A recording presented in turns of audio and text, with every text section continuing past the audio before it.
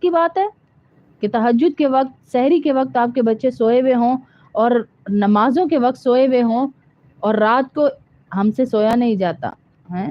کتنی فیملیز ہیں جو پوری رات ضائع کرتی ہیں رمضان کی، ادھر جا ادھر جا، واکنگ کر، ادھر بھاگ ادھر بھاگ. ایک ایک لمحے کی قیمت لگ رہی ہے. آپ کے گھر کوئی مہمان آیا وہ اسے چھوڑ کے کبھی ادھر ادھر نکلے آپ؟ ہے کی سوچے گا کہ میں چھڑ کے ادھر چل گئی. تو ایسے ہی مہینہ آیا ہوا ہے، بار بار اپنے دل کو موڑیے اس کی طرف. تسبیح قرآن نماز، تسبیح قرآن نماز، بس اچھی بات. اور کسی سے کوئی مکروہ چیز سے جس کا کہنا زبان سے نکالنا جائز نہ ہو اس کی طرف کان لگانا اور سننا بھی ناجائز ہے.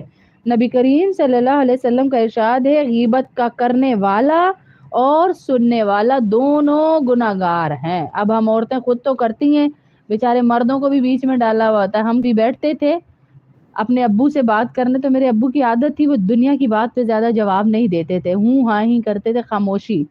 میری امی کبھی کہے تو میں دسنی آپ فلانی نو آ کیتا فلانی نو او کیتا تسی سنتے ہی نہیں. او کرماڑیے آپ تے تو جانا ہی جانا ہے، میں کیوں لے کے چلی؟ ابو کہتے تھے. یعنی ہمیں غصے آتے ہیں کہ ہم غیبت کر رہے ہیں، اگلا جواب نہیں دے رہا، کئی مجلس جم نہیں رہی ہیں. تو اس سے بھی بچنا ہے، کرنے والا اور سننے والا دونوں گناہگار ہیں.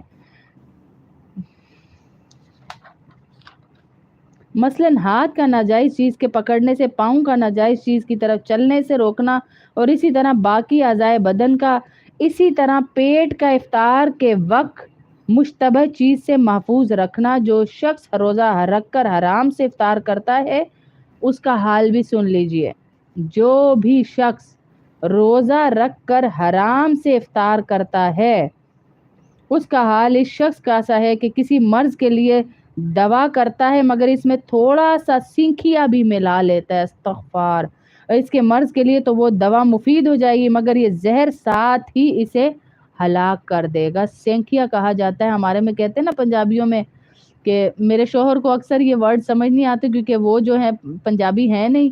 تو سینکھیا دے دو، سینکھیا دے دو، تین کھانن کی دیواں سینکھیا، جیسے پنجابیوں میں بڑی بڑیاں کہتی تھی. زہر کو کہا جاتا ہے. تو کہہ رہے ہیں کہ دوائی تو لے لیکن تھوڑا سا زہر بھی شامل کر لے.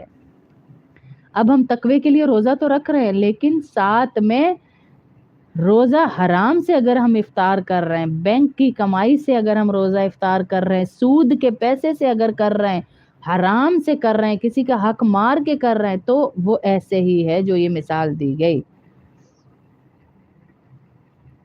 تو اب دعا کر لیتے ہیں، باقی انشاءاللہ کل کی کلاس میں 5واں جو عمل ہے وہ پڑھیں گے انشاءاللہ، کہ 5واں کیا ہے، کہ چیز کو افطار کس چیز سے کرنا ہے، یہ بھی ہم کل انشاءاللہ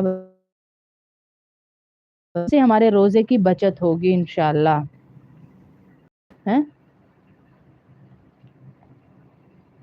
سارے سورہ شمس سے ایک دفعہ پڑھ لیتے ہیں. آپ کو پتہ ہے اس کا اجر کیا ہے، کہ پوری زمین کے اندر جو شخص بھی ایک دفعہ سورہ شمس پڑھتا ہے، پوری زمین کے اندر جتنے خزانے، یہ ہیرے جواہرات، یہ کوئلے، یہ تیل، یہ گیس، چند اللہ نے ہمیں دکھائے، نہ جانے کتنے خزانے ہیں، ان سب کو اللہ کی راہ میں صدقہ کرنے کا ہمیں ثواب ملتا ہے جو بھی ایک دفعہ سورہ شمس کو کسی بھی ٹائم پہ پڑھ لیتا ہے. بسم اللہ الرحمن الرحیم. توڑ کے پڑھاؤں گی، جو بوڑھی ہماری آنٹیاں ساری بیٹھی ہوئی ہیں، جیسے مسکان کی دادی ہیں، باقی ساری ہیں، تو ان کے لیے توڑ کے پڑھاؤں گی کہ ساتھ ساتھ پڑھتی جائے. بسم اللہ الرحمن الرحیم. والشمس وضحاها والقمر اذا تلاها والنهار اذا جلاها والليل اذا يغشاها والسماء وما بناها والأرض وما طهاها ونفس وما سواها فألهمها فجورها